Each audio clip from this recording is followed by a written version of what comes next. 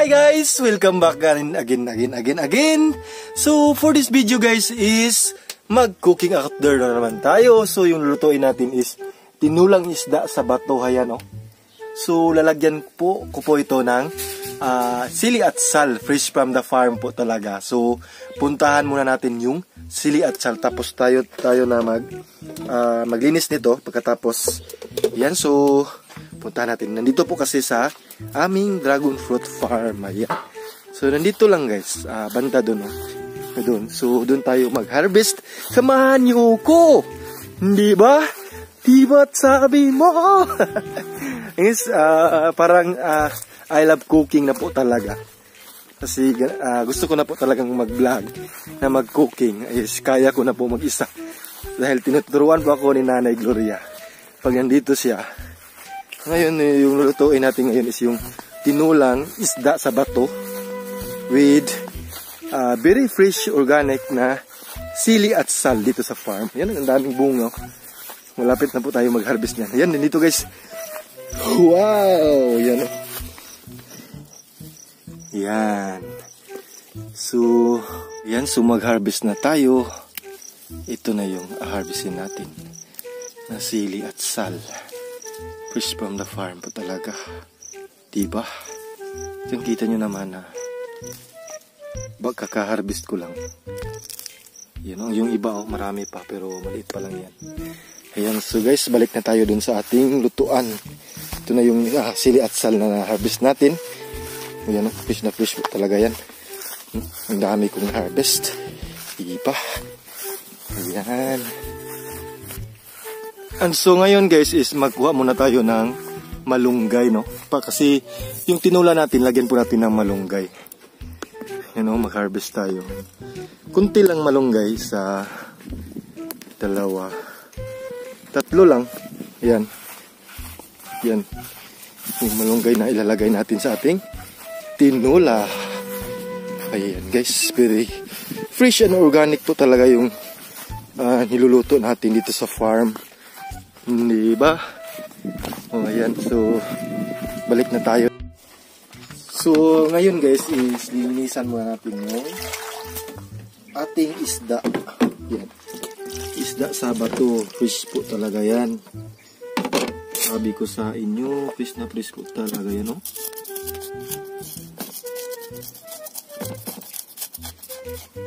Kailangan linisan natin yan ng mabuti para masarap yung ating niluluto.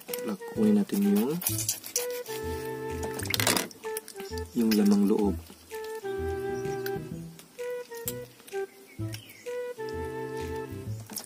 At saka yung kanyang hasang. Ayan.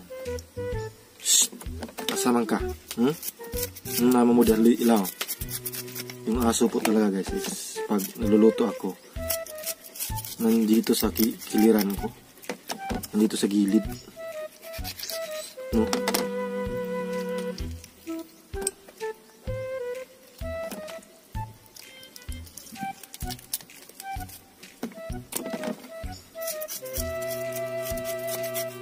Makikita mo talaga guys na fresh po talaga yung isda kasi yung himbis nila matagal hindi natanggal agad.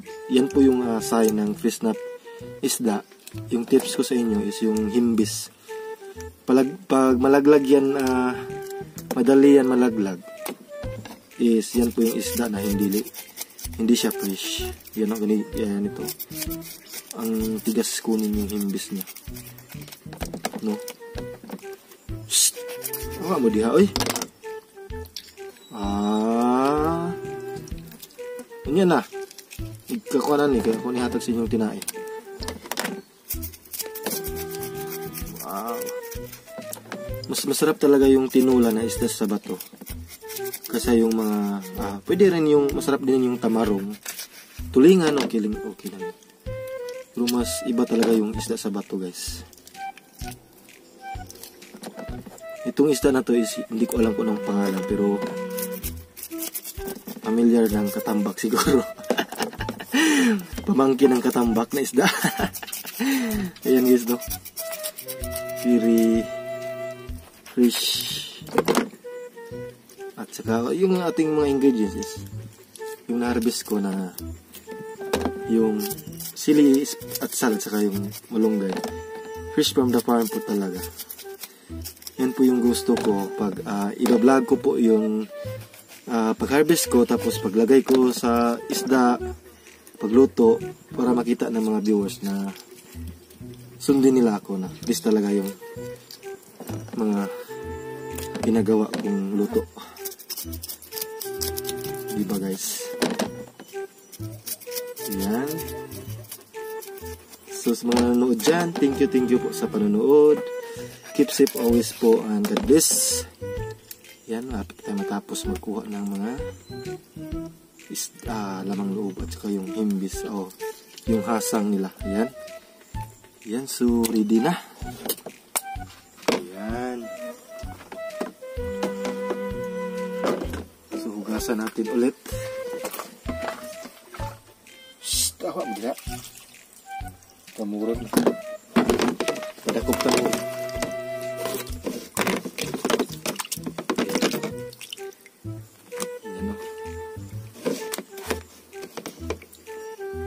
Kailangan talaga na malinis yung niluluto natin guys, kasi kakainin natin yan eh.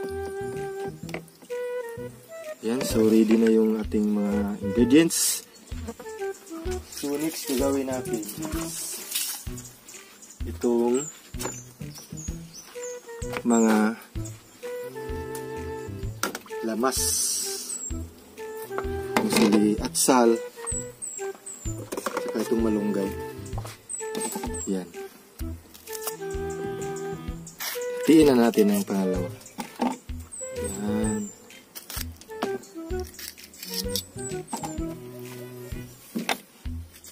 So yung sili at sal ko guys na tinatanim, matagal na po yun. Mga almost magto 2 years na ata yun.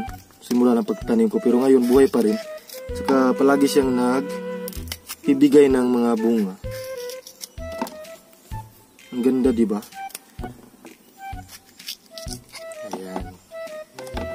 Tapos, itong ating malunggay. Yan, itong malunggay natin na dalawa lang, hindi lang maramihan. Yan.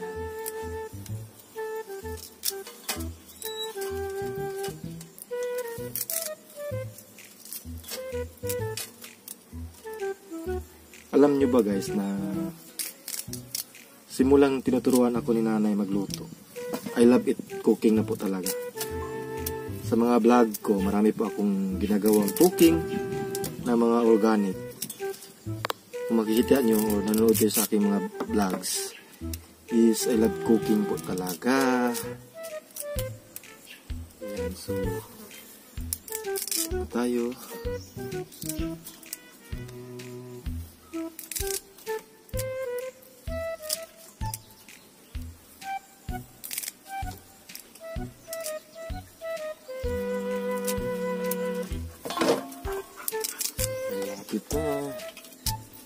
Malapit na maluto guys, malapit na tayong ganyan. Kunin natin yung mga yelo kasi yan po yung dahon na namamatay o nalalanta. Dito sa aming farm, marami kaming tinatanim na mga malunggay.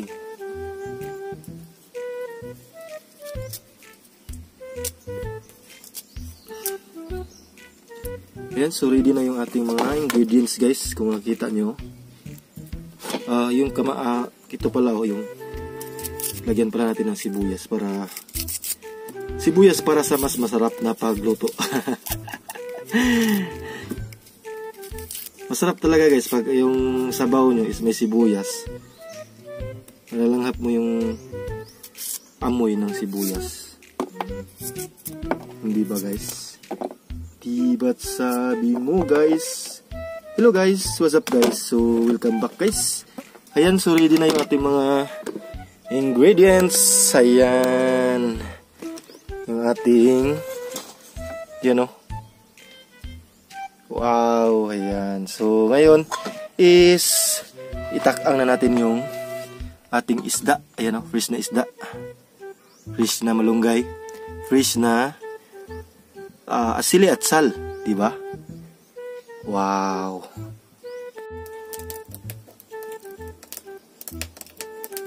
Ayan, so nandito na po yung pinakuluan natin tubig para sa ating tinola. Ayan, malapit nang kumukulo yun. So pag kumukulo na yan, ilagay na natin yung ating fresh na isda. Di ba?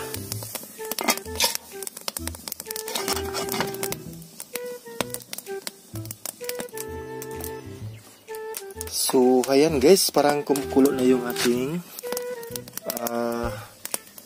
ating sabaw. Yan. Ilagay na natin yung isda. Ayan. Fresh na isda. Ang dami. Marami to. Kami lang tatlo ni nanay tsaka ni Tatay Andres. Ayan. Yan, takpan na natin.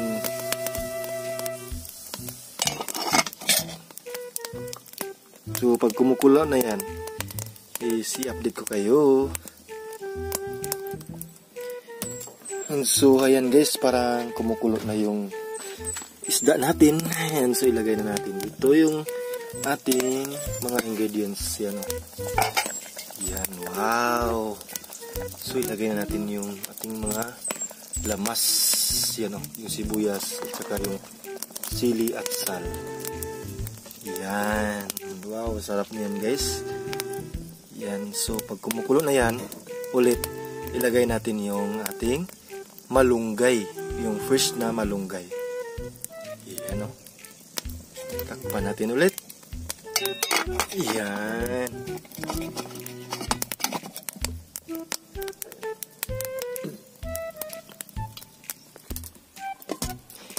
And so, ayan guys, parang luto na yung ating, kumukulo na yung ating, ayan so yung lamas, tapos yung isda. So ngayon, ilagay na natin yung malunggay. Ayan. Yung organic na malunggay. Ayan, so pag kumukulo na yan, is luto na po yan. Ayan, so titimplahan ko na po pag maluto na po yan. Ayan, so takpan na natin ulit yung ating tinulang isdang bato with sili at sal. Ayan guys.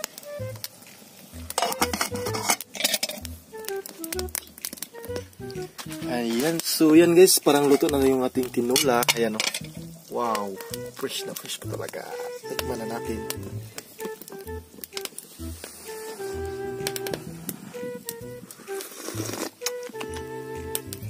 Sarap ng tinula ko with Tips Mio. Ayan guys, so for more videos, please check on my YouTube channel and please subscribe sa mga baguhan dyan. And maraming salamat po sa panonood, saka walang sawang sumuporta kay Tips Mio and keep safe always po. Bye bye. Thank you po guys sa walang sawang sumuporta kay Tips Mio. Maraming salamat po. Keep safe always po and God bless everyone. Bye bye. Thank you po.